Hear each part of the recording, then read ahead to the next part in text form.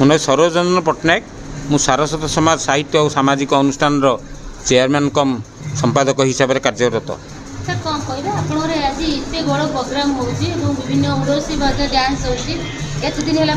यही अनुष्ठान हबार 14 वर्ष होगला। ये 14तम वार्षिक उत्सव शिशु महोत्सव आउ विभिन्न विद्यालय स्तर प्रतियोगितामूलक परीक्षा पिला कृति प्रतिभा पुरस्कृत करा विभिन्न क्षेत्र में अग्रणी लाभ करथिबा सम्मान लाभ करथिबा भल प्रदर्शन लाभ करथिबा विभिन्न प्रतिभा 11 जन को संवर्धना करा परंपरा रही। ए उत्सव प्रतिवर्ष पालन करी आसुछि।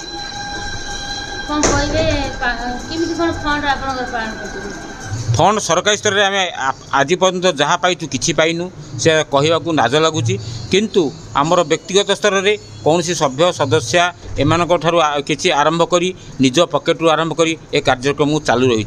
मेन आर कथार उद्देश्य होछि ओडिया अस्मितार उन्नति एवं शिशु मानकर किपरि प्रतियोगितामूलक परीक्षा रे भल करी विभिन्न प्रकार कंपिटिशन विभिन्न प्रकार प्रतियोगिता जोटा कि आमर जीके कंपिटिशन ड्राइंग कंपिटिशन विभिन्न प्रकार कंपिटिशन करी आमे पिला प्रतिवर्ष एमती संवर्धित करि आसु एवं तत्संगे संगे सामाजिक सेवा वृक्षरोपण ठू आरंभ करी ब्लड डोनेशन कैंप रोगी मान पाखु जीवा असहाय को सहायता करवा ये अनुष्ठान मूल लक्ष्य।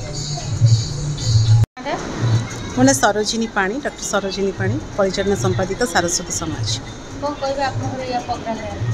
प्रथमत समस्त गणमाध्यम को एवं आपण को बहुत बहुत शुभेच्छा अभिनंदन आपण आसी पहुँची आम पाखे एवं आम चाहूँ आपण माध्यम किसी परिवर्तन आसू से परिवर्तन भाषार हो संस्कृतिर हो शिशु मानकर हो किसी ना किसी सचेतनमूलक कार्यक्रम आम सब रही आसीचु। खाली जे साहित्य को नहीं आम नुह साहित्य भाषा संस्कृति एवं सेवा एवं समाज मंगल जो सब कार्य करने दरकार से आम सब निजक विनियोग कर आसीचु। आपण मैंने भी आमको सहयोग कर सहयोग सदिचारे आज 14तम सारस्वत समाज प्रतिष्ठा दिवस सो नक्षत्र दिवस आम पालन करने जाऊँ। यही अवसर शिशु महोत्सव एवं संवर्धना कार्यक्रम रही सारस्वत प्रतिभा मानक विभिन्न कोण अनुकोण जो मैंने निज क्षेत्र में प्रतिष्ठित से मानक आम आज संवर्धित करी निजक गौरवान्वित मन करवा एवं ता सहित शिशु मानकर केमती विकास हो पार से आम शिशु महोत्सव कर भितर बहुत सारा कंपिटिशन करके आज आम पुरस्कार वितरण करूँ। ता सहित आमर जहाँ आम अनुष्ठान जहाँ अच्छी आम सौनक्षेत्र दिवस कार्यक्रम अतिथि मान द्वारा से सब परिचालित हो। मु सारस्वत साहित्य समाज जड़े वरिष्ठ सदस्य आउ दीर्घ 4 वर्ष होलानी मुझे अनुष्ठान सहित ओतप्रोत भाव में जड़ित अच्छी। यह एक सामाजिक साहित्यिक अनुष्ठान या सहित अनेक लोक जनहितकर कार्य करने सहित साहित्यर श्रीवृद्धि साधन करने यह अनुष्ठान उद्दिष्ट एवं यार सर्वांगीन उन्नति आम समस्ते सतत चेष्टित।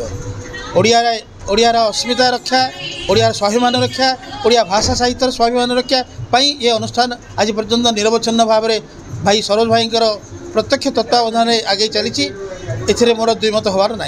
ये अनुष्ठान सर्वांगीन उन्नति कामना करने सहित प्रभु जगन्नाथ श्री चरणारविंद मु आगामी दिन मानक यार श्रीवृद्धि साधित हो ये कामना करी आपण मान विदाय।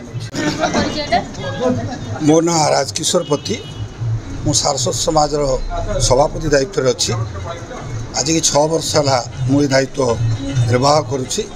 अनुष्ठान एपरी एक अनुष्ठान जो पारिवारिक संपर्क थाए सबु सभ्य सभ्या भितर पारिवारिक संपर्क बजाय रहे।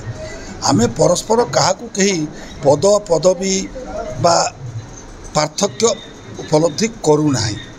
तेणु ये अनुष्ठान रे सब जेकोसी कार्यक्रम कराए सामाजिक हो साहित्यिक हो जेकोसी कार्यक्रम कराए सबू समस्त को आप्यायित करे एवं ए अनुष्ठान जे मुख्य मो पाखे ठिया मोर सान भाई प्रति सरोज पट्टनायक सी यार प्रारंभ करते एपाई से दिन राति निर परिश्रम करती। यही अनुष्ठान आज उत्सव से 3 दिन है परिवार ठूँ दूरे रही कार्य व्यस्त अच्छा।